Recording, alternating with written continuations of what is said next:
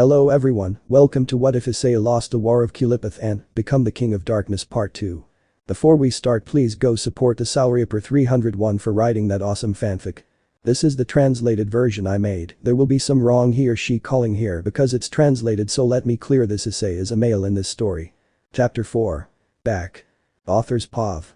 The good 6 hours passed since Issei met, talked, and came to an agreement with the current faction leaders. In those hours Issei had tidied up and fed his children, as well as packed all the essential things he would need for his stay in Qulippoth. Right now, we watched as the wayward demon sat in his room with his eyes closed and arms crossed. Until a glow in front of him made him open his eyelids, seeing that it was his familiar, Pochita, a sort of orange dog with a chainsaw appendage protruding from the center of its head, and with handles emerging from its body and a short tail shaped like a chainsaw's contraction cord. "Did you make it, boy?" Issei asked with a somewhat affectionate tone of voice, receiving a somersault from Pochita as an affirmation. Smiling, "Well done, boy," Issei said, caressing his familiar, having forgotten the last time he summoned him. Pochita just gladly received her master's caresses, but at one point, Issei stopped, causing some sadness in the canine. "I'm sorry, Pochita, but I have things to do," said Issei in a sad manner, causing the chainsaw-wielding canine to throw himself to the ground with a sad expression. "Don't be like that," commented the dark red-haired demon, grabbing Pochita and putting her on his lap. "Someday I will tell them what I am, and therefore, I will not have to hide from you anymore. I promise you," declared Issei with a smile on his face, getting Pochita's spirits to rise and give him several licks on the face, as if he was willing to wait for that moment.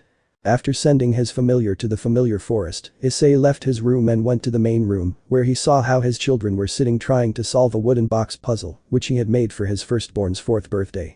"Okay kids, it's time to go," Issei spoke, capturing his children's attention, to which Tanjiro went to put his toy in one of the bags they used as luggage. Issei went to close the bag and carried it along with the others, as if nothing had happened. Following that, the dark red-haired demon set off, receiving help from Tanjiro, who opened the main door of the house for him, revealing the night sky, from which snowflakes were falling. "Shall we go to Qulippoth now, Dad?" Nezuko asked in a curious tone, watching as her father placed the luggage on top of the cart in which he always loaded the coal, but not before removing the snow from it. "That's right, we'll go to Qulippoth. But first, we'll stop by the village to say goodbye to Grandma and her uncles," Issei replied, and then grabbed his children and put them in the cart. After that, he covered them with a blanket so they wouldn't be so cold. "Are we going back home?" Tanjiro asked, somewhat discouraged to the point of seeming sad, but his father nodded. "Of course we will return, I promise," declared Issei firmly, positioning himself in front of the transport and carefully lifting it in order to start walking.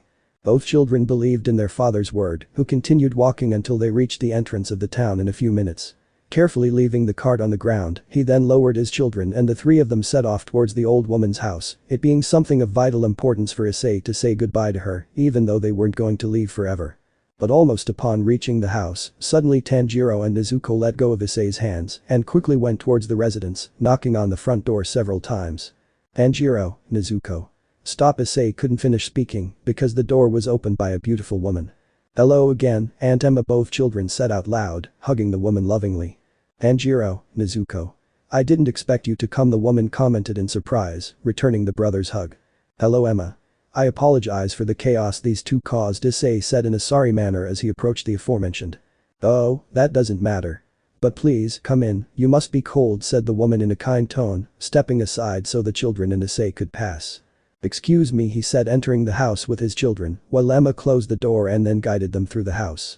Emma, for her part, took them to the kitchen, something that took little time due to how small the house was. But upon arriving, the Kamado family saw a man drinking tea with the old woman. "Dear Grandma. We have visitors," Emma said, capturing the attention of the 2 people, who turned their gaze towards their guests.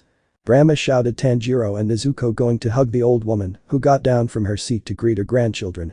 "How are you, little ones? How happy I am to see you," said the old woman affectionately, caressing the cheeks of both brothers, while the man got up from his seat to go greet Issei. "Everything okay, Issei?" the man asked in a friendly manner, shaking his hand with the stray demons. "Everything's fine, Hashi. Sorry for the unexpected visit," Issei said in a sad tone, while his children remained glued to the old woman. "Don't worry. Have a seat, would you like a cup of tea?" Hashi offered in a friendly manner, going to grab a cup. "Please," the dark red-haired demon agreed, while Emma approached Tanjiro and Nezuko. "Hey, kids, don't you want to go play with Rina?" Emma asked with a smile on her face, as the 2 brothers were smothering the old woman with all their affection. "Can we, Dad?" asked Tanjiro and Nezuko, turning to see their father, who had taken a seat. "Oh, but come when I call you," he answered, receiving a nod from his children, who left the kitchen with Emma. "Heavens, this old age thing is really affecting me," said the old woman tiredly, taking a seat while Issei received a cup of green tea from Hashi. "I'm sorry, Grandma. I didn't think Tanjiro and Nezuko still had reserve energy." Issei apologized since his children, being half demons, had twice the energy of a human child. For that reason he took them everywhere and played with them so that at night they wouldn't be so unruly. "It's okay, don't worry. They're just kids," said the old woman without giving it too much importance, focusing more on the strange expression Issei had on his face. "Now then, what do you want to tell me, Issei?" asked the grandmother looking at the demon, who was not surprised by the question. "I came to say goodbye momentarily. Although I plan to return," Issei said with a calm tone, taking a sip of his tea. "No. You didn't just come for that," the old woman commented, observing Issei carefully, knowing that he was hiding something. "I don't have very good memories of the place where I'm going," said Issei with an expression that showed some anguish, feeling as if he were 15 years old again. "Do you have another alternative?" asked the grandmother looking at Issei, who only shook his head. "No. I already prepared my things and the children's. Besides, I've been promising you that I would take you to a fun place for a month." Now she answered with a defeated tone, since she was not only doing it for her children, she also had another reason to leave the town. "Then go, son. But first send those memories to hell and then have a good time with your children. I'm not saying this because you're going to die, I'm saying this because when you least expect it, those two will stop being children," said the old woman, leaving Issei thoughtful. "Look at Hashi," said the grandmother, to which Issei turned to look at his friend. "I remember as if it were yesterday that I changed his diapers," she said nostalgically, making Issei smile. "It was unnecessary for you to say that," Grandma said, and embarrassed Hashi by his relative's revelation, while the old woman laughed at that. "I know," Issei spoke, capturing the attention of both the old woman and Hashi, "and to be honest, I'm a little afraid that that day will come, because I have no idea what to do or say to them when they're at that stage, especially Nezuko." Issei continued speaking, taking a big sip of his tea. "Welcome to the Parents Club," Hashi commented, raising his glass. "Shut your mouth. Remember that you were like that when Rina was born," roared the grandmother angrily at her grandson, who was frightened by her outburst. "Don't listen to Hashi. You're a good father and you'll know what to do when that situation occurs. But in the meantime, have fun and enjoy the now," advised the grandmother as she got off her seat and went to Issei, just to pat him on the head a few times. The stray demon just smiled at the old woman's action. Not only did he come to her house to receive some motivational words and advice, he also did it to receive those pats on the back that he never received from his grandmothers, since he could never meet them. However, the good time Issei was having was ruined by two demonic presences, one very, very strong, while the other was the complete opposite. "Thanks for the tea, Hashi, and for the advice, Grandma. But it's time for the kids and I to go," Issei said with some disappointment, standing up from his seat. "Be careful, son," said the old woman, hugging the demon. "And you take care, Grandma. I promise I'll bring the best gifts when I return," said Issei, returning the hug with affection, then breaking away and going towards Hashi. "See you," Issei said, Hashi shaking his hand with Issei's, then approaching and giving each other a few pats on the back. "When I return, I will bring many things to share," declared the dark red-haired demon, something that brought a smile to the man's face. "I'll be waiting for you," Hashi commented with a smile, then proceeded to guide Issei towards the main room of the house. "Tanjiro, Nezuko. It's time to go," said Issei, looking at a hallway, in which a door opened and his children came out. Both brothers quickly went out and walked towards the old woman to hug her with all their might. "I'm going to miss you so much," Grandma said, Tanjiro with his eyes filled with tears. "I'm going to miss you very, very much too," Grandma continued, Nezuko also with teary eyes, while Emma approached from the hallway with a 7-year-old girl. "I'll miss you too, my children. But you better behave, because if your father tells me that you misbehaved, I won't give you the gift I had in mind for you," said the old woman, hugging her grandchildren. "We behave well," both siblings said in unison, something that made the grandmother smile. "See you soon," Emma said, Issei approaching his friend's wife, only to say goodbye with a simple hug. "Same here, Issei. Take care," Emma commented, returning the hug without having any idea of what was happening. "And you little one, behave yourself, okay?" said Issei, patting Rina on the head. "I will, Uncle Issei," the little girl declared with a smile. Having accomplished that, the Kamado family left the house without further ado and proceeded to head towards the entrance of the village. When they arrived at their destination, in the distance Issei saw some horses that were tied to a carriage, while a man dressed elegantly was sitting in the front of the vehicle, being none other than the driver. "Mr. Issei, it is an honor to see you again," a beautiful woman standing in front of the vehicle spoke respectfully. The stray demon was somewhat bewildered upon seeing her, while his children wondered how that woman knew their father. When they looked closely at the woman for a few seconds, they knew who she was.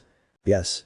It's been a long time, Kusha Issei commented with a somewhat neutral tone looking at Sererg's queen piece, Kusha Abaddon. Although it seems that time did not affect him much, commented Kusha, having noticed that her king's friend maintained the same appearance as 12 years ago, but also noticing one or another change. Bed in the carriage, children. I'll carry the luggage, said Issei with a somewhat authoritarian tone, receiving a nod from both of them. Holding hands, the two walked towards the vehicle and were welcomed by Kusha, who kindly helped the brothers get into the carriage, something that left them completely impressed when they saw the interior. On the other hand, Issei was in charge of putting the luggage on top of the cart and tying them with a rope so that nothing would fall. When he finished, the stray demon entered the carriage with Kusha behind, who closed the door and then opened a kind of window that allowed the driver of the vehicle to see. To the city of Kuo, Kusha ordered the driver, receiving a nod from him, to which the assistant of the Satan Lucifer closed the little window. Hearing a G outside, the carriage began to move forward, something that those inside noticed. Although Tanjiro and Nezuko sadly watched through a window as they slowly moved away from the town. Hey, don't be sad. It will only be a few weeks and we will be back, said Issei, trying to lift the spirits of his children, who didn't pay much attention to his words. Sighing somewhat defeated, Issei tried to think of something that could cheer up Tanjiro and Nezuko until an idea popped into his head. And without thinking twice, he suddenly grabbed Nezuko, making her let out a small cry of fright and drawing Tanjiro's attention. I'm the evil monster and I'm going to eat you, said Issei in an evil way, proceeding to bite Nezuko, but all he did was kiss her on the cheeks and tickle her. And no bad monster brother, help, requested the younger Kamado, trying not to laugh in the process, to which Tanjiro went to his sister's aid. I won't let you hurt my sister, evil monster, said Tanjiro with a serious tone, hitting his father's back, who left Nezuko on his left side. Then you will take his place, said Issei, grabbing Tanjiro, proceeding to do to him the same thing he did to his daughter. Let go of my brother, evil monster, said Nezuko in an angry way, while hitting the back of her father, who left Tanjiro. Okay, I give up, you two are very strong, Issei said with his hands up in defeat, while gasping fakely. Good job, Nezuko, we defeated the monster, Tanjiro declared with a happy tone, raising his hand. Yes, we did, Nezuko commented, high-fiving her brother, however. Come here, you two, Issei said suddenly, holding both children, who were scared by that, but in the end, it was so that his father could place them on different sides so they could rest their heads on his lap. You don't have to worry, okay? I promise that when I finish my work, we'll come back, Issei said with a confident tone, while gently caressing the hair of both children, who now fully trusted their father's words. Miss, how do you know my father? Asked Tanjiro, looking at Kusha, who had remained silent during this whole time, receiving a look from Issei that was enough to warn her what she shouldn't say. A mutual friend introduced us. But we didn't really consider ourselves friends, but acquaintances, Kusha answered in a friendly tone, what she said being true, because she didn't have the opportunity to get to know Issei better. If you want, you can go to sleep. The trip will be very long and boring, said Issei as a way to prevent his children from asking Kusha more questions. Listening to their father, the siblings closed their eyes to sleep, but as the minutes passed, neither of them was able to achieve their goal. Something that Issei noticed, and without thinking too much, he began to sing a lullaby to make it easier for his children to sleep. 30 minutes later, Tanjiro and Nezuko were sleeping peacefully in their father's lap, who created a blanket of dark matter so that they would not be cold. But while those two slept, Kusha and Issei avoided eye contact at all costs, as well as avoiding talking to each other.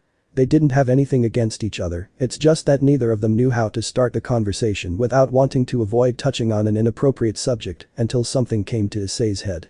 You can do it whenever you want, Kusha, he said monotonously, breaking the silence that existed, while the blonde understood what Issei meant and opened the window. Do it, Andrew, Kusha ordered the driver again, who only nodded so that Kusha could then close the window. In a few minutes we will arrive at the hotel that Mr. Lucifer reserved for you. The hotel manager and the employees are aware of who you are. So you don't need to worry about using magic in front of them, he said with a confident tone, while the carriage began to move strangely, but it stabilized after a few seconds. The question. Won't we attract attention with this carriage? Issei asked somewhat curiously, looking at Kusha, who shook her head calmly. No. We've started a medieval-themed festival in Kuo, so don't worry, we won't attract too much attention, Kusha replied in a calm tone, leaving Issei speechless. Before I go down, take this, Kusha commented, making a key and a card appear in the palm of her hand, which she handed to Issei, who grabbed them with a hand of dark matter. The key is from your hotel room. And the card, well, you already know what it works for, informed the assistant of the Satan Lucifer, to which Issei put both objects in a pocket dimension.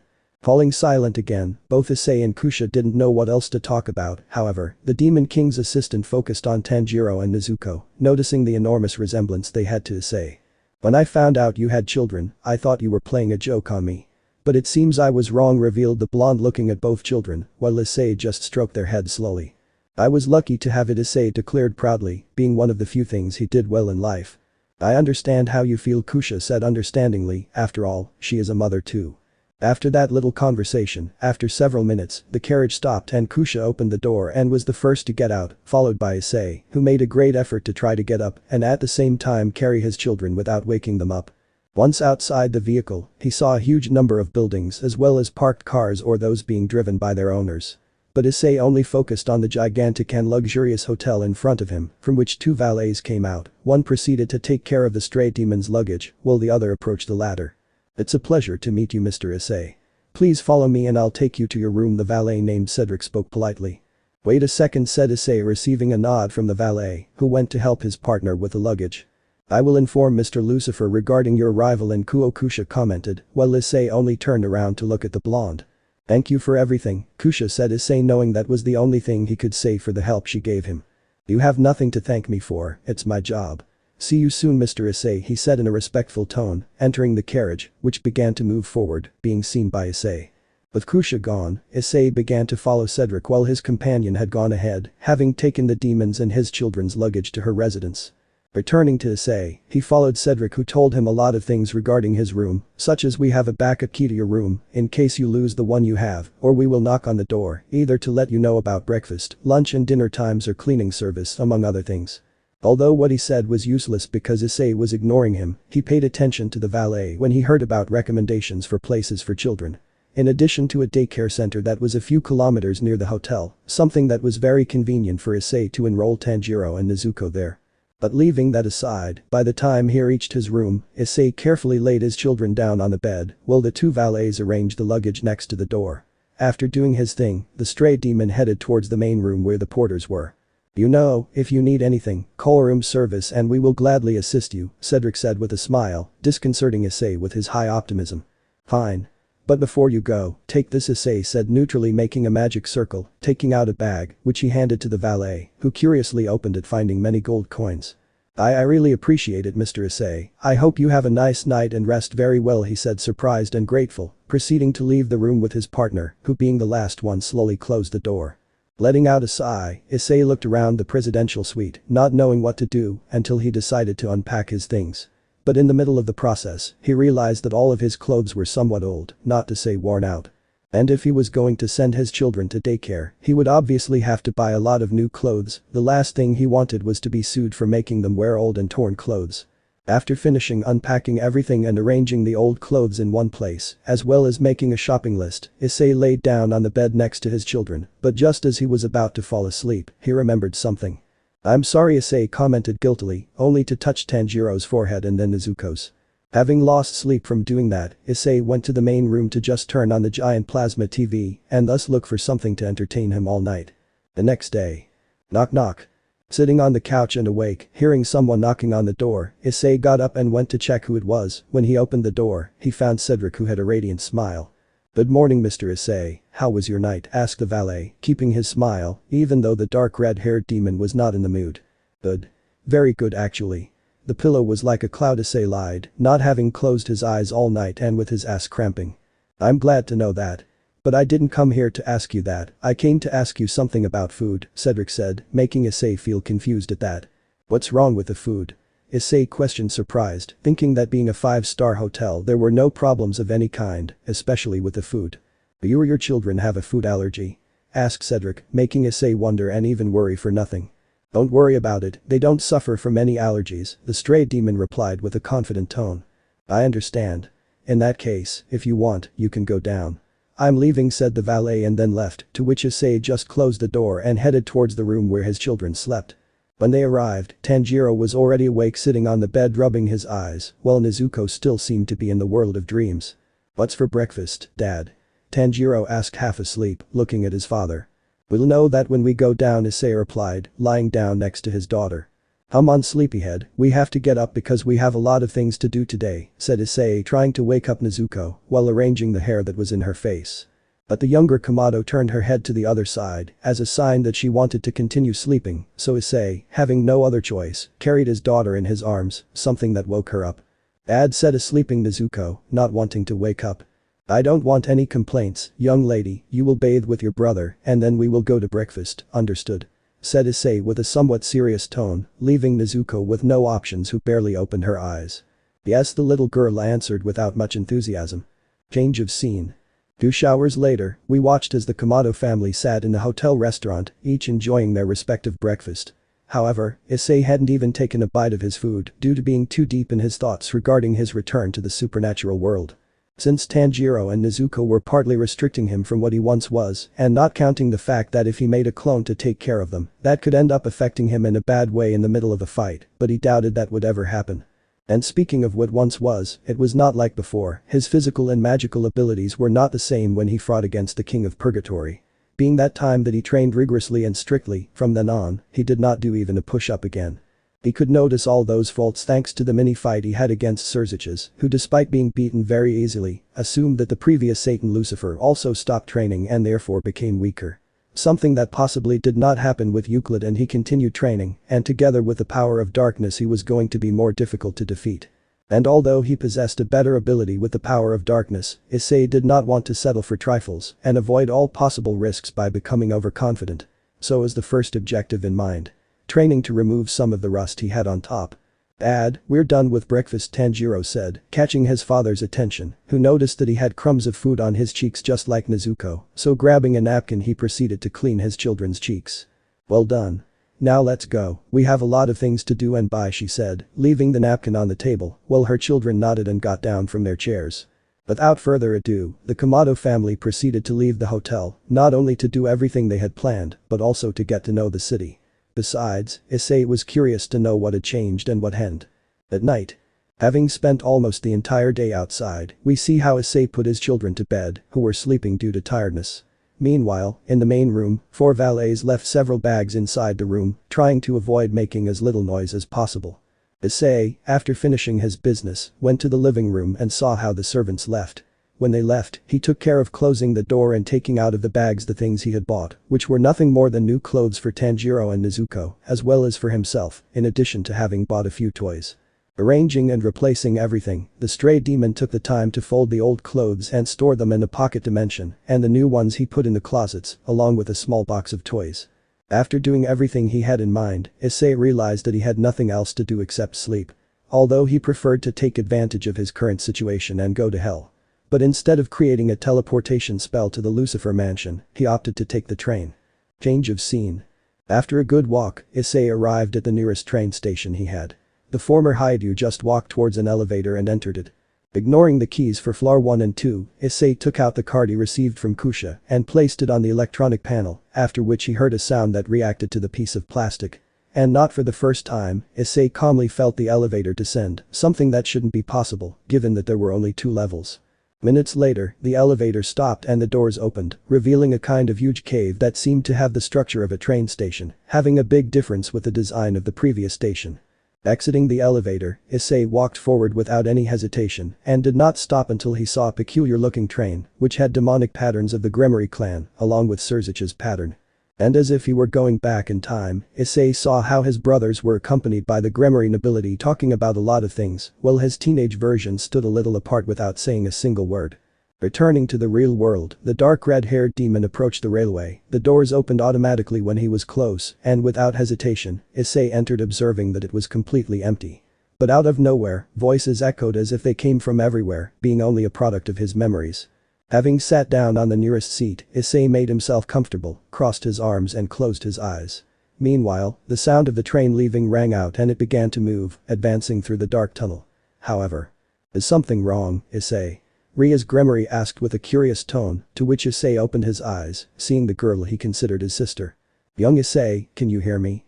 Asked this time the sudden voice of a man, while the figure of Ria's that Issei saw slowly detransformed until becoming an elderly man with a wonderful white beard and wearing a train driver's suit. Oh hello, Ronaldo, Issei greeted in a friendly manner, then rubbed his eyes in order to wake up. I'm sorry to interrupt your nap, young Issei. But you already know what I must do, Ronaldo spoke with a respectful tone, showing a monitor-shaped machine. Yes, it's okay, no problem. But you don't have to call me that. I stopped being part of royalty a long time ago, and I also stopped being young, commented the dark red-haired demon, having become accustomed to the humble life he had been leading. Ronaldo for his part placed the monitor on Issei's face. At first the machine let out an alarm sound, after that, it released a light sound as a sign that it approved the control of the former Haidu. Whatever you say. To me, you will always remain royalty, Ronaldo said with a small smile, making Issei sigh at his words. Besides, I don't know what you're complaining about if unlike me, you haven't aged almost at all, the driver commented, carefully observing the wayward demon, noticing that only the color of his hair had changed and his body a little. Really? Can't you see the wife and children? Issei asked with a small smile, twisting his. I'm glad to know that you were able to move on with your life, young man, Ronaldo responded happily. Anyway. I'm going to leave him to rest, said Ronaldo, saying goodbye to Issei with a cordial greeting, then turning around and heading towards the locomotive driver's cabin. Ronaldo Issei called the aforementioned, who turned to see the stray demon. What's wrong, young man? The driver asked respectfully. Can you change the trajectory and take me to the Lucifer mansion? Asked a dark red-haired demon, knowing that the train's first stop would be the Gremory territory. As you command, said Ronaldo, bowing slightly. I appreciate it, Issei said with a small smile, while Ronaldo left the wagon. Minutes later. We will soon arrive at Lucifer's main residence. We will soon arrive at Lucifer's main residence. Everyone, thank you for using this train. An announcement was heard throughout the train, causing Issei to wake up, letting out a long yawn as he stretched his arms above his head. After that, he proceeded to get up and stand in front of the train doors, which slowly slowed down until it stopped. The doors simply opened and Issei just stepped out of the train, only to be met with the following. Welcome to Lucifer territory, Prince Issei. A bunch of people shouted in unison, and along with their shouts, the explosion of several fireworks was mixed. Soldiers in the area pointed their weapons towards the sky and fired, while orchestra musicians began to play their instruments at the same time. All that and the previous thing echoed in Issei's head, and although in part that bothered him a little, he did not show it, since it was part of the servants' and soldiers' job to receive any guest with the utmost respect. But the stray demon stopped thinking about that when he recognized Kusha, who was advancing in his direction. Welcome, Prince Issei. Kusha greeted Issei with a cordial greeting, something he didn't give much importance to. Sererg's orders? Issei asked, looking around, something Kusha understood perfectly. Orders from Mr. Lucifer, declared the assistant of the new Satan Lucifer, making the dark red-haired demon sigh. I'm following you, Kusha said, Issei wanting to get to the Lucifer mansion as soon as possible. Kusha without further ado set off on her journey with Issei behind her until they reached a magnificent-looking carriage, and in front of the carriage, there were two enormous white horses that emanated a glow from their eyes. Entering the car along with Kusha, by the time the two took their seats, the transport began to move towards the main Lucifer mansion. I suppose Ronaldo informed you about my arrival, Issei spoke, looking out the carriage window at the beautifully pruned trees. That's right. We didn't expect that you would come to the underworld today, Kusha commented, remembering the surprised face her king made when he received the information that Issei was on the Gremory family train. My children are sleeping and I plan to make them go to the garden. So I will take advantage of those moments to come here and give them a hand, said Issei in a relaxed manner, without taking his eyes off the landscape he saw. If you want, I can recommend a high-quality garden in the human world, Kusha commented, something that interested the former Haidu very much. Give me the name later, Issei requested, receiving a nod from Kusha, though. Will the other leaders be there? Issei asked, having realized that he had strayed from the main topic. They'll all be there, Kusha answered confidently, also having gotten carried away by the little interaction she had with the stray demon. Okay, Issei said as fragments of that day could be seen through the carriage window, something he didn't like to remember very much. It seems we've arrived, Kusha said as she noticed how the car stopped, catching Issei's attention as he returned to reality. The two of them exited the carriage and headed towards Lucifer Castle. Upon entering, Issei was greeted by a row of male and female servants spread out equally, something that was starting to annoy him a lot. After that, Issei silently continued following Kusha until he entered a meeting room, in which were the former and current faction leaders, the Haidu Trinity, the DXD team, the Volley team, the Hero faction, and as if that were not enough, the two Dragon Gods. With all of them gathered together and unable to stop himself, Issei relived that time when they were fighting against Rissavam and his pop gang. But the stray demon put the past aside and focused on the present, advancing towards the round table in the middle of the room. Issei, I appreciate you coming. Please take a seat, Sererg spoke in a friendly manner, pointing to a chair, to which the aforementioned went to sit down. Very well. Let's get to the point, Issei commented, capturing the attention of everyone present, who looked at him differently, some seriously, others calmly and a few with interest. What do I have to find out? Issei asked with a serious tone and sharpening his gaze. Chapter 5. suspicions. Author's POV. The sun was at its hottest point beating down on Kuo City, and since the heat was not too heavy, it was more than enough for couples, friends and families to want to go on picnics in the park, go to shopping malls or just walk around to pass the time. And without exception, the Kamado family was in a populated park, while little Tanjiro and Nezuko were playing with other children. Issei was sitting on a bench a few meters away. While the Kamado patriarch did not take his eyes off his children, at the same time he was reviewing what had happened at the meeting with his old friends. A few hours ago. With a pile of boxes full of files from the allied factions around him, Issei carefully read a report that recounted, or rather, summarized what they have been going through throughout the month. From casualties of both soldiers and civilians, to losses of warehouses, buildings, hospitals and fortified bases very important to each faction. Among those buildings were warehouses that supplied and/or stored food, weapons, and even Phoenix tiers, which had been completely destroyed. And as if that were not enough, the Phoenix clan was completely extinct, with not even a single successor of said clan remaining, so the demons were unable to replenish the Phoenix tiers. At that news, Issei couldn't help but turn his gaze towards his brother Daniel, who wasn't in the best of conditions. He looked dejected and with a lost look. The girls weren't any help either, they were all silent with their heads pointing down, especially Kaneko, who had an angry gleam in her eyes and clenched her fists tightly until blood flowed from them. But returning to what concerns him, Issei focused his attention on the report, learning that other devil houses were also destroyed, such as the Bale family, the Aguirre's family, the Nibirius clan, the Larages, and the Payman house. These were the clans that provided the most military strength, manpower for constructions, the export of supplies, among other things. Aside from that, valuable and useless machinery and files were stolen from the three factions, stripping them of all technology and even information. The little they possessed was kept in places that only the leaders knew about because they had a feeling that they had more than one spy among their ranks. Stopping for a moment to look at Sererg, Issei thought good thing they only took some damage with some annoyance, something that the Satan Lucifer noticed. Looking away, Sererg spoke up, moving on to another topic. This is how Euklid manages to get more and more monsters on his side, he stated, to which Sererg threw a sort of phone onto the center of the table. As he did so, a sort of holographic screen appeared, causing Issei to put the report aside and focus on the screen, witnessing how Euklid dropped his blood into the mouth of a fallen angel who was lying on the ground with severe damage. And without too much time passing, the fallen angel presented changes such as his eyes turning dark, his teeth pointed, his skin reddish, and little by little, every part of his body became inflamed until it grew to exorbitant levels, and finally, his eyes acquired a slight yellow glow.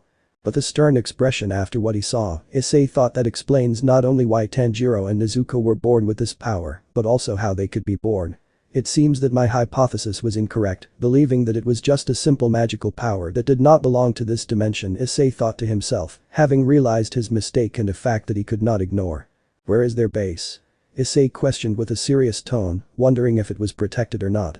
Complying with the request, Sererg with a single movement of his fingers stopped the recording in which the soldier turned into a giant red monster, threw purple fire from his mouth. After that, the recording switched to an image, which showed a gigantic dome made of dark matter, covering what would be Euklid's main base. Meanwhile, dozens and dozens of monsters guarded the entire area from ground to sky. That is the main castle of the Lucifuge house. The monsters protecting it are around 1,000.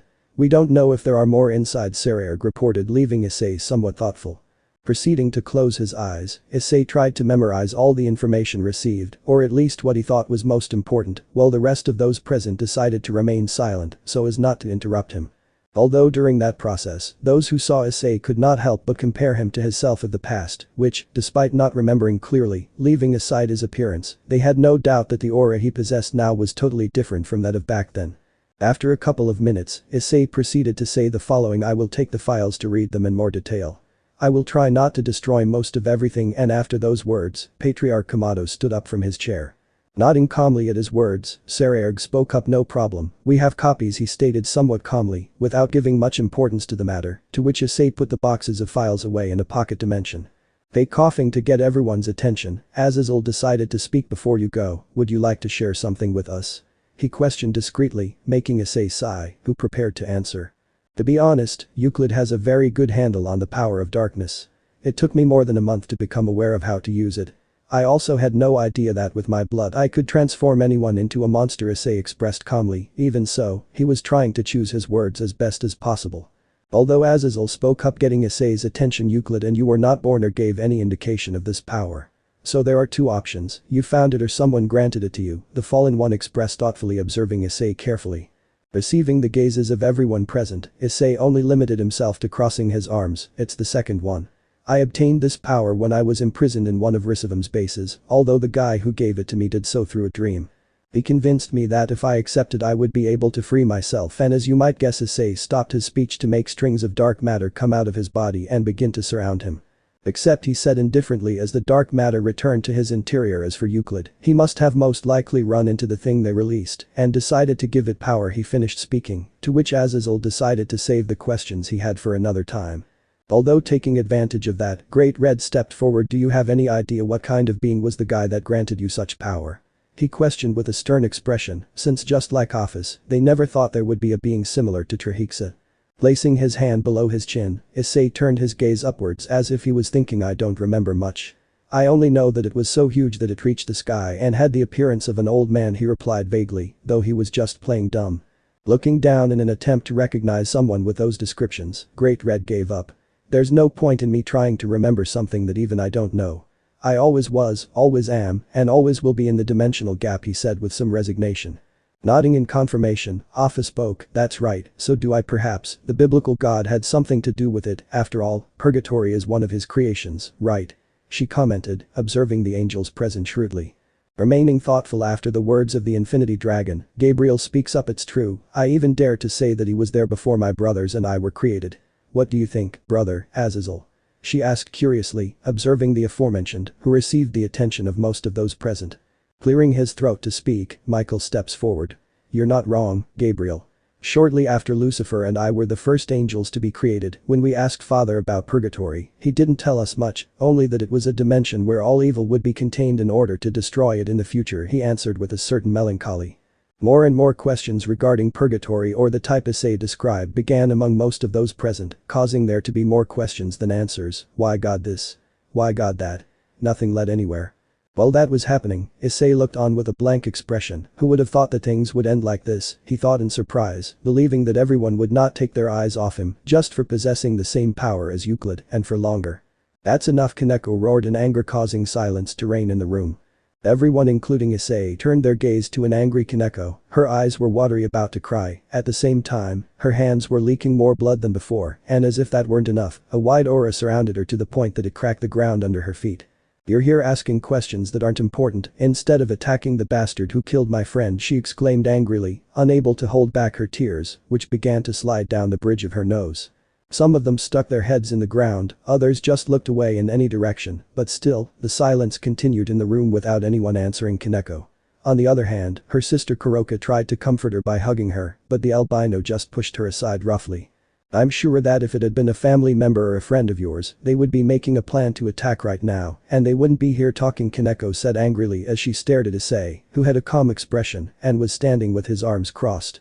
And you, Kaneko stopped her speech to get dangerously close to Issei, alerting many, mainly the leaders. But without even caring, Issei made his way towards Kaneko, and before long, the two of them were standing face to face, with a noticeable difference in height by just a little. Issei had a calm countenance looking up, while on the other hand, Kaneko had her head down with an expression of restrained anger. Why don't you just do your damn job and cut off that bastard's head? Or maybe you're not as strong as everyone thinks, Kaneko commented in a serious tone, while everyone was waiting expectantly for what might happen. But, letting out a smile, Issei replied with the following, stronger than Ravel, for sure. That's why I'm here, in a cynical and blunt manner, causing everyone to widen their eyes in shock upon hearing his words. Exploding with anger, the aura surrounding Kaneko quickly increased. At the same time, the Nekomata threatened to attack the face of a smiling Issei, with her fist embedded in Senjutsu.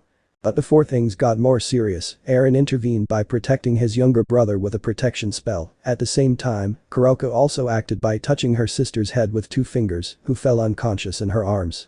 Please excuse Shirin, Kuroka expressed sadly as she formed a teleportation spell beneath her, disappearing from the spot alongside Kaneko, leaving a deathly silence. Raising his eyebrows momentarily, Issei broke the silence. It went better than expected, he said calmly as if nothing had happened, causing stern and incredulous gazes to be fixed on him. Even Eren was seriously watching his younger brother. He didn't manifest anything, not even a magic circle. He was definitely planning to take Kaneko's blow, he thought with some surprise, not wanting to know what would have happened if Kuroka and he hadn't intervened. Standing in front of the table, Issei proceeded to hit the furniture, gaining the attention of everyone present. Well, with what happened now, I have no doubt that everyone, even the troops you have, must be trained. I don't give a damn if you have to learn everything from scratch, don't think I'll do all the work, Issei commented relaxed, causing many questions with his words.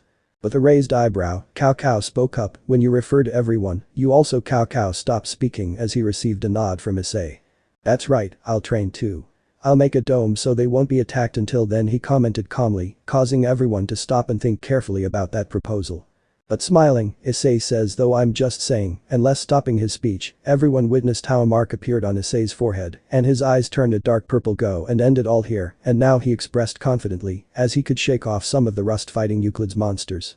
Everyone was impressed by the energy emanating from Issei, not only by noticing how he held back, but also by the negative feeling they perceived in the environment. Something they were unable to describe, they did not know if it was fear or danger, maybe both, but what they were sure of was that Issei had absolute control of that power, almost as if he had been born to be its bearer. But escaping the surprise, Saraerg decided to give his opinion. For my part, I agreed to train. What do you say? He asked, attentively observing his colleagues. Leaving aside the leaders, the rest, even though they were not asked, were aware that if Issei went against Euklid alone and killed him just like that, they would lose the opportunity to learn more about the dark power. Such as its weak or blind spots, and not only that, but by being with Issei they would see firsthand what he was capable of with said power. And with everything they had learned, they could apply it against a beast that escaped from purgatory, while Issei could receive much more than a stay at a 5-star hotel. No matter how you looked at it, the matter was basically a win-win for all sides.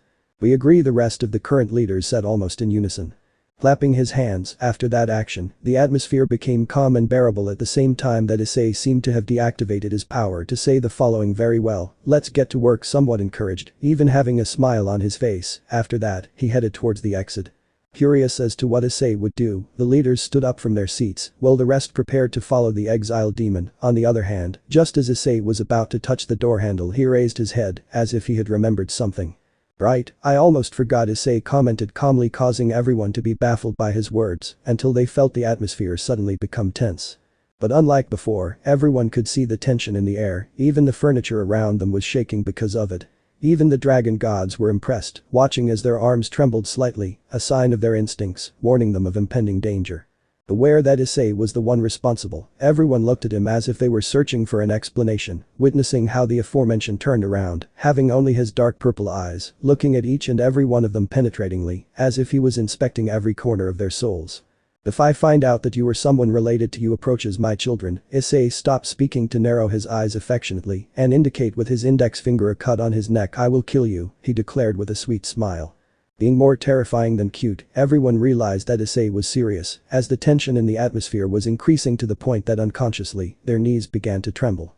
Deciding to speak for everyone, Saraerg took the floor. I swear on my name, that no one will do anything to your children, Issei Saraerg promised with confidence in his tone, while everything around slowly calmed down, until the tension vanished from the room. Opening his eyes revealing that they had returned to their brown color, Issei said the following: I trust your word, Saraerg, with some expectation, proceeding to leave the room. In the present. Letting out a sigh, Issei leaned back against the back of the bench he was sitting on, looking at the sky with a complex expression at what had happened. Curse the exiled demon, thought with annoyance. He was no fool. By this point Issei was confident that everyone who participated in the meeting had realized that the demons now had the possibility of not only procreating more frequently than in the last centuries, but they would also be able to father boys and girls that would break the balance of power in the world. While they didn't necessarily have to be demons, other races could also be involved, such as fallen angels, yokai, Asgardians, among other races that want to rise to the top. The thing is, Issei had no doubt that someone with a desire to want everything and everyone in the palm of his hand would want to carry out such a thing if he had the pto at his disposal. Power of darkness for a change. Two clear examples of this are Euklid, Lucifuge, and him.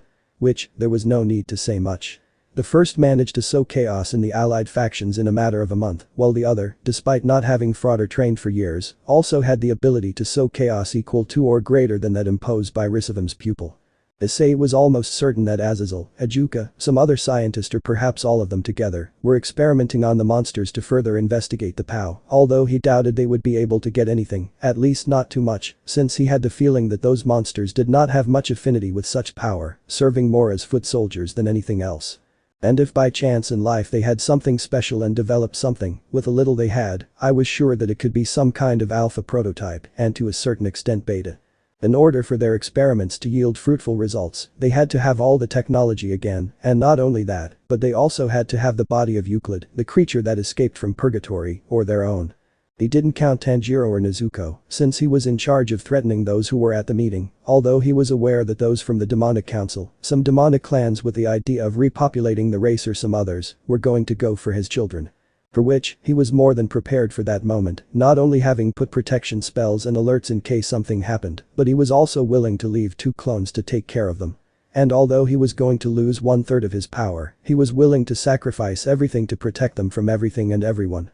Dad, Mila Nezuko called, causing Issei to return to the real world, lowering his head to find his daughter accompanied by a street dog. Can we keep it?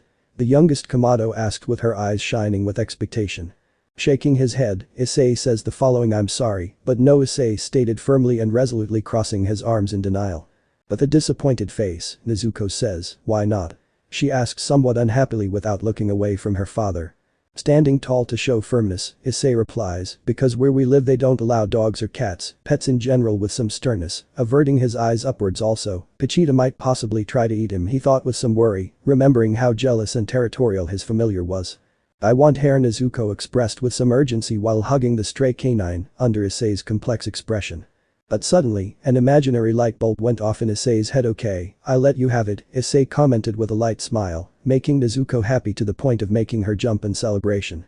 Raising his right hand index finger, Issei says, but cutting off Nezuko's celebration, the little girl looked at her father strangely. Yes, you can say the following, Issei stated without erasing his smile. Sharpening her gaze, Nezuko asks what? With her eyes burning with determination. Throwing a smile at the knowledge that his idea worked, Issei replies, 3 sad tigers were eating weed in a wheat field in a playful manner. Willing to do her father's challenge, Nezuko begins testless, stopping knowing she did wrong. Nezuko tries again, testless again, aware that she did wrong. Nezuko moved away from her father to focus on the tongue twister. Smiling knowing that he won, Issei watched as Tanjiro approached with a disappointed but smiling face to tell him, Dad, you're bad. But the day I say it, leaving his words hanging in the air, Tanjiro stopped speaking. Shaking his head slightly, Issei says he's never going to say it in his life, with some confidence in his words, as he witnesses how his daughter couldn't pronounce the tongue twister correctly.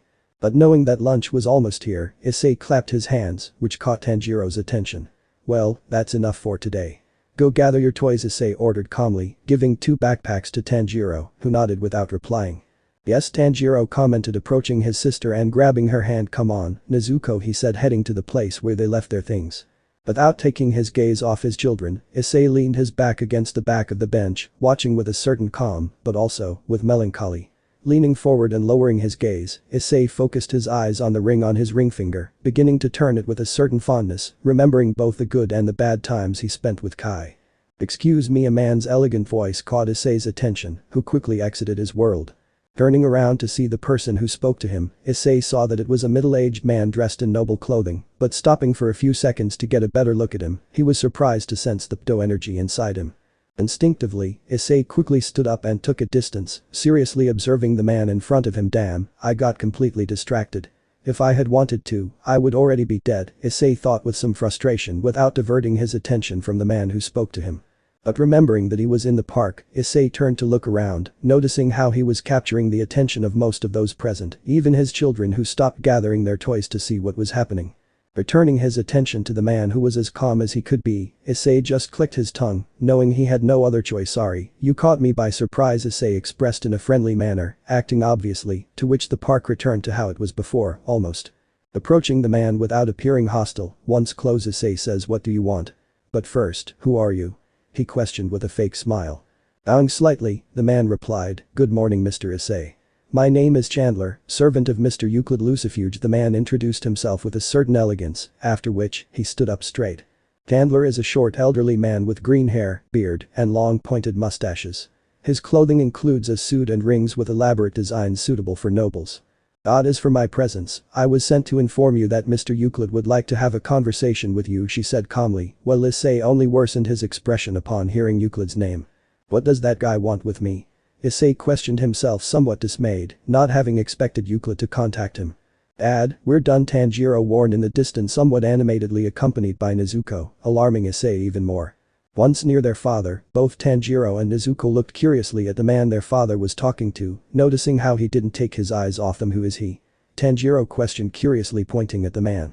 At that, Issei quickly positioned himself in front of his children, who were surprised by his action. "He is stopping his speech." Issei focused his attention on Chandler. "Another friend of mine," he lied as he lowered his son's hand. On the other hand, Chandler casually put his right hand inside his jacket, appearing to be searching for something, which alarmed Issei, while Tanjiro and Nezuko were on the lookout for what it could be. Revealing that they were two lollipops, Chandler proceeded to approach the two children without further ado. "Here, little ones, these are for you," Chandler commented with a bland expression and a goofy smile. Seeing themselves attracted by the sweets, both brothers reached out their hands to grab them, but immediately intervening, Issei grabbed the sweets. "What's the rule, kids?" Issei questioned, witnessing how Chandler stood up straight and returned to his calm demeanor. Disappointed and with their eyes downcast, Tanjiro and Nezuko replied in unison, "No sweets before lunch or dinner," somewhat dejectedly. "And how do you say it?" Issei asked again, to which his children leaned forward. "Thank you very much," both children said sincerely. Smiling at that, Chandler commented, "You're welcome," little ones, calmly without taking his gaze off Issei, proceeding to turn his back on him. Taking the path, before moving away too far, Chandler says, "You know what to do," and so he continues on his way until his figure faded into the distance. Without changing his serious expression, Issei put the popsicles into his pants pocket. "Let's eat, children," he said, proceeding to grab the hands of his two children and set off. Although without much time passing, Tanjiro looked at his father. "Dad, if you have so many friends, why didn't you stay here?" he asked curiously, leaving Issei shocked as he didn't know what to answer. And as if that wasn't enough, Nezuko also got into the matter. "Yeah, Mom would like you to be here," she expressed an enthusiastic tango, to which her brother nodded in confirmation. Continuing on his way without saying anything, Issei was overwhelmed by the gazes of his children, who also did not stop walking, not being able to help but let out a sigh, knowing that he had to lie again. "I didn't like being here very much, although I had friends, they were going about their lives. Then I traveled to the town for work. When I got there I didn't know anything or anyone, not even his mother," he commented with a certain nostalgia, and unconsciously smiled at those memories. Watching their father curiously, both children were silent as they listened intently to his tale. "But after a year and me handing in my work, I decided to stay in the village because I started dating his mother. Since then we stayed to live together, since the village meant a lot to his mother and she wasn't alone, but there was also Grandpa Ines, and I couldn't leave him alone," Issei told, ending his story there for the moment. Looking at his children, Issei saw how both of them seemed to be thoughtful, especially Tanjiro. "But what about you, Dad? What happened to your parents? Is the lady from the other time your mom? Do you have other siblings besides Uncle Aaron?" Tanjiro questioned curiously, making Issei smile nervously. Not knowing what to say, Issei thought, "These kids are smarter than me," as he felt himself caught in a crossroads of lies. Returning to the real world by the way his son looked at him, Issei said the following: "Well, it's a bit complicated to answer, but I'll tell you later, okay?" Hoping that it would work. Looking at the sky as if he was thinking, Tanjiro returned his attention to his father. "It's okay," he said calmly, after all, until now his father had not failed him, and he counted on him not to do so. Holding back his happiness that it worked, so he wouldn't have to shout it, Issei let out a sigh. But feeling Nezuko applying some force against his hand made him focus on her. "What's wrong, Nezuko?" Issei asked curiously, watching as his daughter seemed to be unsure of something. Looking down, Nezuko asks, "Dad, speaking of Mom, can we see her like this?" With some expectation, pointing her hand forward. Fixing his eyes where Nezuko was pointing, Issei was surprised to find that they were already at the park entrance, but putting that aside, little Kamado was pointing at a poster in which a woman was posing promoting a lipstick brand. Issei was no fool and immediately knew what his daughter wanted. "Yes, I will make sure to do it," he replied with complete confidence in his words, continuing on his way alongside his children. Being in the underworld and flying with wings of dark matter on his back, Issei, who had a stern countenance, watched his way until in the distance he could see the enormous curve of a dome made from dark matter. Aware that he was almost close to reaching the main castle of the Lucifuge territory, as Issei advanced, he went down without even caring about being attacked by the monsters. But nothing happened. Even when he landed, the monsters moved away almost by instinct, as if they were aware of who it was. Meticulously observing his surroundings, Issei coldly watched the monsters avoid making eye contact, but feeling a presence approaching, Issei quickly turned his gaze in that direction, witnessing how the creatures stepped aside to let someone pass. "Welcome, Mr. Issei," a man's voice expressed elegance and respect, entering the patriarch Kamado's range of vision. The man's appearance was of muscular build, his long hair tied in a ponytail was an unusual pink color, that same color was also applied to his long mustache that reached his chest and a small goatee. His clothing consisted of a white sleeveless vest with a high collar and 6 buttons, black pants and boots that reached his knee. He also wore a pair of long leg warmers open at the ends with a black zigzag design on the front. But what caught Issei's attention the most were 2 marks. The first was in the form of 2 black arrows under his left eye, and the second, which looked more like a stain than a mark, manifested on his right shoulder extending beyond his arm. "My name is Qulippoth, at your service," he introduced himself in a helpful manner while bowing to Issei. Sensing that there was no other present similar to Qulippoth's, Issei decided to ask, "Where is it, Euklid?" With a stern expression looking at the one who seemed to be a servant. Proceeding to stand up straight, Qulippoth commented, "Mr. Lucifuge is waiting for you. Would you do me the favor of following me?" Without abandoning his elegance, to which Issei nodded without issue. Setting off behind Qulippoth, as they advanced, Issei did not take his eyes off Euklid's servant, being able to perceive that he was also a bearer of the pto. Although diverting his attention for a moment, Issei witnessed how after crossing the dome of darkness, he found himself in an environment that he never expected to see. Inside the dome, he saw how everything was very colorful. He even stopped to look in more detail around him, noticing how the flowers present would own the entire place if it weren't for a narrow path that led them to a dark castle. In the event that those 2 things were not there, Issei was sure that the place could be confused with the Garden of Eden. But regaining his composure, Issei resumed his walk, diverting his attention to the flowers for a few moments, acknowledging that they were pretty. Getting back to the topic, once they entered the castle, they were not greeted by anyone, yet that did not stop Qulippoth from walking, followed by Issei. As for the exiled demon, as he walked he observed the castle, noting that everything was in complete order, not even a single speck of dust. Beyond that, he only perceived 2 presences, Qulippoth and Euklid in the distance. As for the guy called Chandler, there was no trace of him in the castle. After a few minutes, Qulippoth led Issei to a sort of backyard, with even more flowers than the front of the castle. Although he focused his vision on a rustic gazebo, inside the structure there was a person with his back turned, whom Issei quickly identified as Euklid Lucifuge. Turning towards Issei, Qulippoth said the following: "You should just follow the path, sir. In the meantime, I will go prepare the tea," he said eloquently while bowing, following which he left without saying anything else. After Qulippoth's departure, the exiled demon made his way down the path, and once he arrived and entered the gazebo, he saw Euklid sitting totally relaxed, with his eyes closed, as if his presence meant nothing. But looking closely at his face, more specifically at his left eye, he could notice a dark mark in the shape of a curve that ended with an arrow at the end, understanding the reason for his attitude. "Welcome," Issei Euklid respectfully greeted, opening his eyes, revealing his dark purple eyes, causing Issei to aggravate his expression. Something that didn't seem to bother Euklid, who said the following: "Don't be so tense. Please have a seat," in a calm manner, pointing to a chair that was on the other side of the table that was in the middle. Without erasing his stern expression, Issei walked towards the chair in silence to take a seat, positioning his hands on top of the table, which did not take up much space. In fact, they were close enough to attack each other without the need to stretch. Crossing his legs, Euklid decided to speak up. "How was your welcome? I heard you were greeted by fireworks," he commented with a light smile, while Issei didn't let his guard down. Letting out a sarcastic smile, Issei says the following: "I was also hoping you would welcome me. I thought we had something special with fake pity." On the other hand, Euklid shook his head. "I didn't see the point in doing so, it would only send my soldiers to their deaths. And while I can do more, the ones I have are enough," he commented calmly. Clapping with some drama, Issei said the following: "Wow, what a great leader you are," he said sarcastically as he stopped clapping. Letting out a snort, Euklid says, "I am not even a shadow of my former lord," wistfully recalling Risavum's figure. Fed up with the meaningless chatter, Issei decided to get to the point. "What do you want from me?" he questioned seriously, leaving all sarcasm or cynicism aside.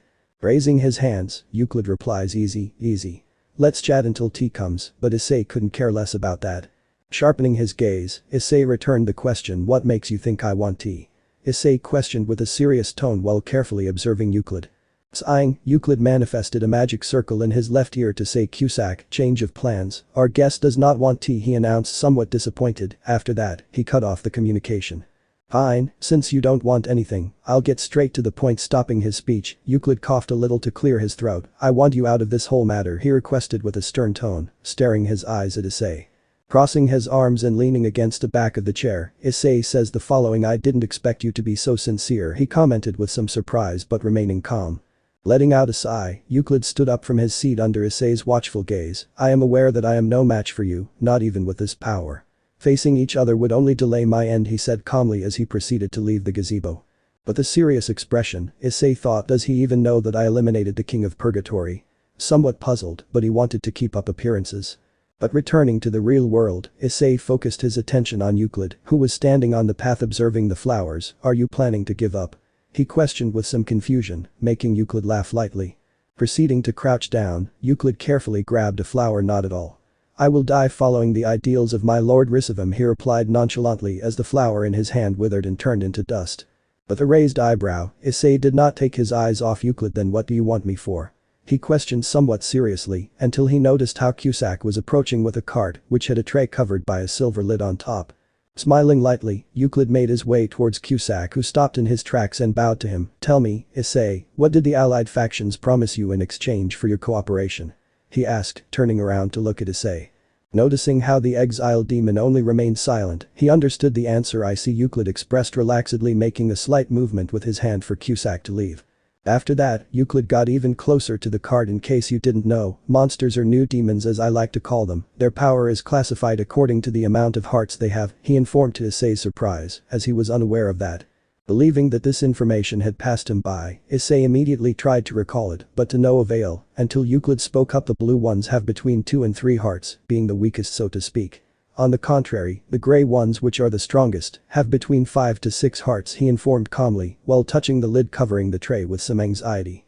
Sharpening his gaze, Issei understood where this was going. Let me guess, you and I have 7 or 8 hearts, he said with some seriousness, causing Euklid's smile to grow. Without wasting any more time, Euklid removed the lid to Issei's slight surprise, who saw 6 hearts on top of the tray, beating together at the same time as splashes of dark blood soiled both the tray and the cart. Still holding the lid, Euklid says the following. I gave you 5 of my 7 hearts. Why 5 if there are 6? Well, stopping his speech, Euklid used the silver lid to crush one of the hearts, causing a splash of blood that soiled his clothes and the nearby flowers. Meanwhile, a thick thread of blood escaped from Euklid's mouth, who was calm. So you can see that they belong to me, he commented calmly, wiping his mouth using his bare hand. Saving the surprise for later, Issei questioned, how do I know the others are yours? With some distrust. Making a carefree face, Euklid replies, you can feel my presence in them. And if it's of no use to you, you can do a blood test in a comfortable manner, causing Issei to fall silent. Starting to walk slowly towards the gazebo, Euklid spoke up back to the topic. I gave you my hearts in exchange for you abandoning the allied factions and staying away from all this. What's more, I will improve our deal. I promise that I won't mess with any other pantheon anymore, not even the humans, he said calmly, leaving Issei somewhat thoughtful. Entering the gazebo, Euklid continued speaking. If I do not keep my word, you will only have to destroy the hearts you have and then come towards me to destroy the remaining one, he commented, taking a seat while Issei continued in his world. Being comfortable, Euklid looked at his guest of honor. What do you say? He asked with some curiosity. Having been silent for all this time, Issei gave Euklid a stern look. No, he replied firmly in his words. Sighing, Euklid crossed his legs and placed his hands on them, saying, okay, somewhat disappointed. And what happened? Sererg questioned somewhat expectantly. Being in the Lucifer mansion, more specifically, in the current Satan's office, Issei was sitting at the other end of Sererg's desk, having recounted what happened with Euklid. Since Chandler went to look for him at the park, until when he finished his talk with Risavam's pupil, having hidden details such as the subject of hearts. Shrugging, Issei replied, nothing important. He just told me that when the 4 weeks of training are over, he would go all out and that it will only end with either his death or mine, he replied nonchalantly, leaving Sererg with a blank expression. Looking at Issei in disbelief, Sererg comments, I don't know if it's good or bad to have you with some hopelessness, while Issei calmly stands up from his seat. Raising his hands nonchalantly to chest height, Issei says, it depends on how you look at it with disinterest. After all, they were on the verge of extinction, and if they are not dead, it is because Euklid preferred to prolong this matter to the point of exhaustion, something that was more than clear to everyone. Lowering his head, Sererg expressed the following, yes, you're right, with some sadness, under Issei's gaze. Sighing, Issei speaks up, none of this is your fault, Sererg. In fact, it was mine for not making sure to eliminate Euklid, he stated, to which the Satan Lucifer shook his head.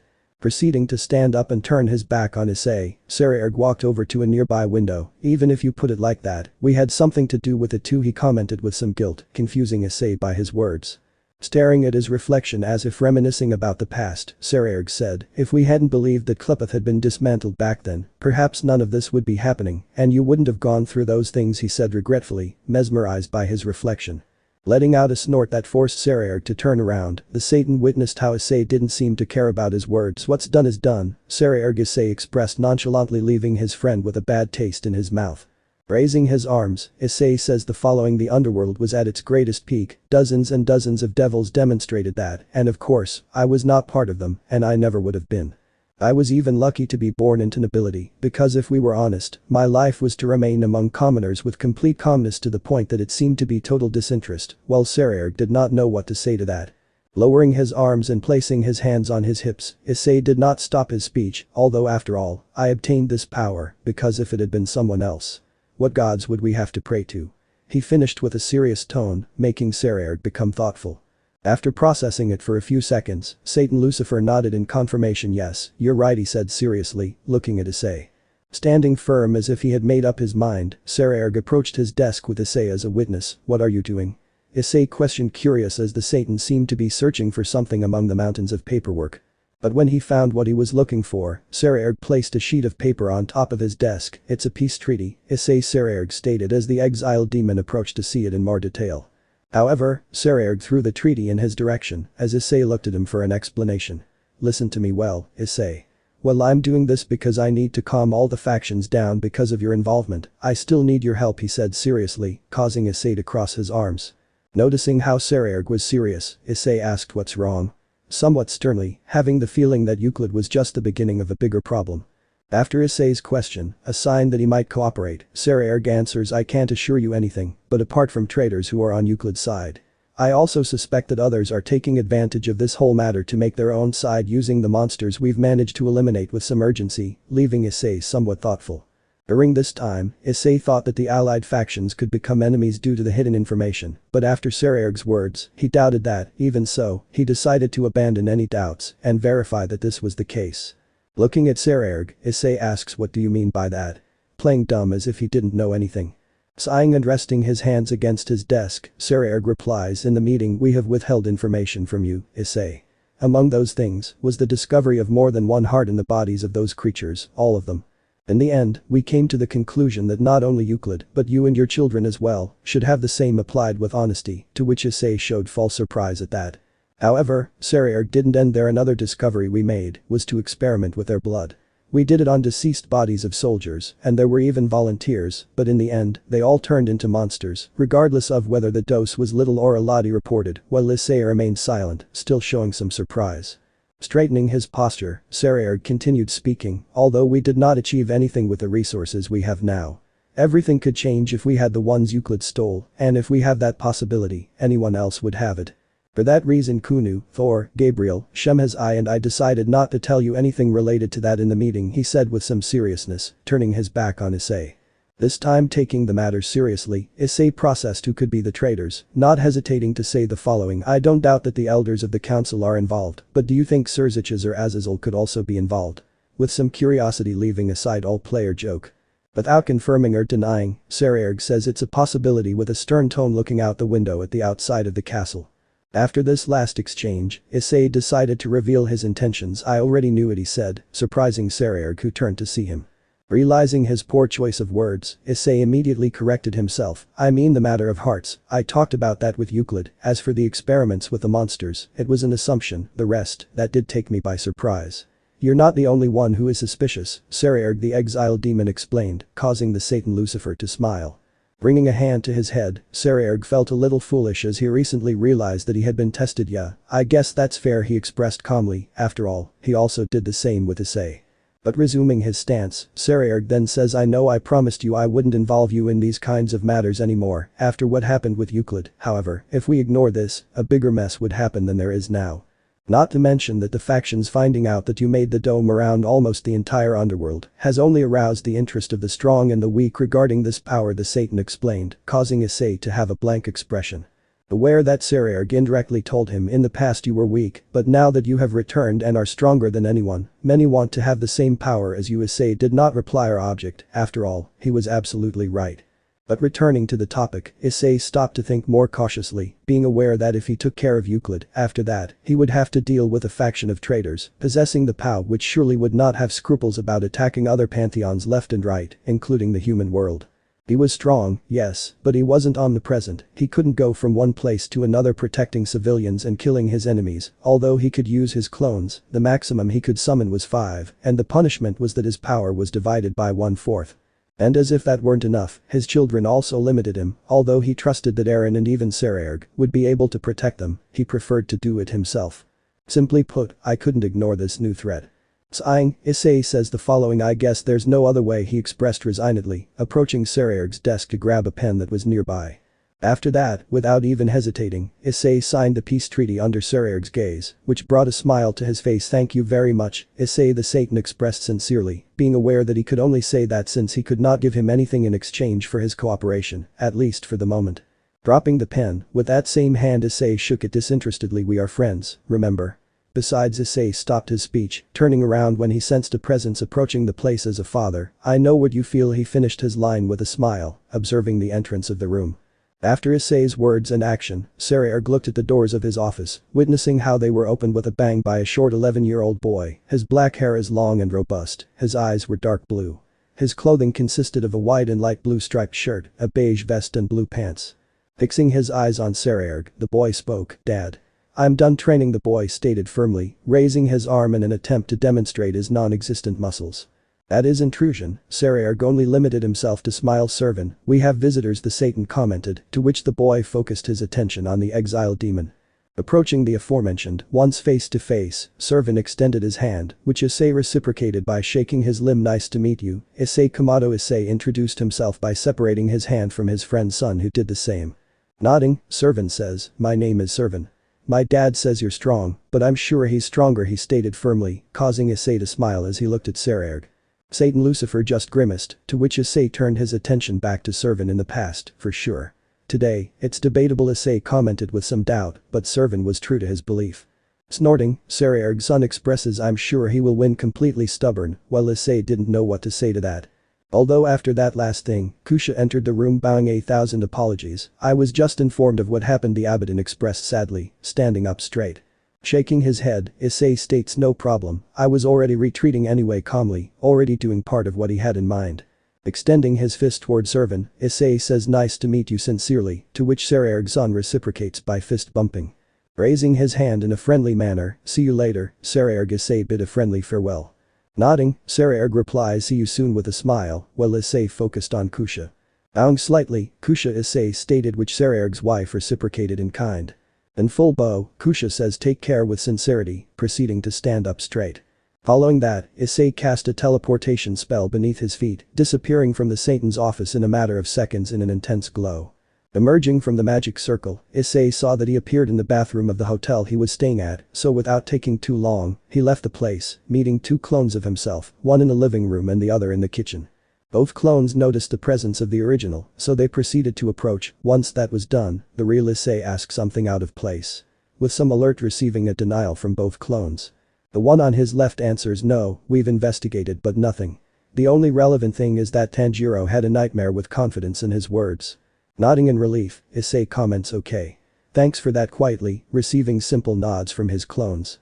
After that, Issei summoned his sacred gear to dispel his clones, feeling his full power restored immediately. But leaving that aside, Issei proceeded to take a seat on the double sofa in the main room. Once seated, the exiled demon formed a pocket dimension, from which he took out a photo album.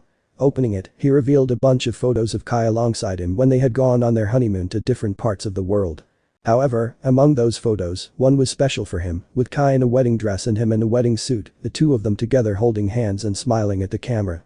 With his eyes shining as if he was about to cry and a sweet smile, Issei says how I miss you, Kai, with melancholy, proceeding to touch his lips with his first fingers to pass them over the image of his wife. In the underworld, more specifically in the main castle of the Lucifuge territory, inside the dome, Euklid was in the backyard inside the gazebo, quietly drinking tea. Until suddenly, Chandler and Cusack entered the small building as if nothing had happened. Stopping his drink, Euklid set the cup down on a small plate to face the 2 men. Were you able to find them? Euklid asked curiously, to which Chandler and Cusack shook their heads. Taking the floor, Cusack replies no, they're more slippery than I thought. Besides, this status doesn't help much, in a somewhat annoyed manner, as if he doesn't like his body. Snorting in confirmation, Chandler comments that's just for the time being, when we get the power of the former king. Not even that brat will be able to stop us with confidence in his words, while Euklid took a sip of his tea. After that, Euklid puts the cup back on the saucer. Don't worry, you have 4 weeks. I think that's enough time for you to get the 10 commandments, he said confidently, looking at both men. Their appearance began to change radically, their skin turned grayish, the color of their eyes became blood-colored with wider eyes, and as if that were not enough, their mark spread even further. Meanwhile, Euklid witnessed how the flowers around him were wilting at the mere presence of those two, observing this event with disappointment. On the other hand, Chandler and Cusack, upon hearing Euklid's previous words, could not help but smile enormously, showing their sharp teeth. Let me know in the comments below if you guys want the next part. Also check out my other video that has been shown and left. Thank you for watching. If you enjoyed this video please like and share this video. And have a fantastic day. Bye.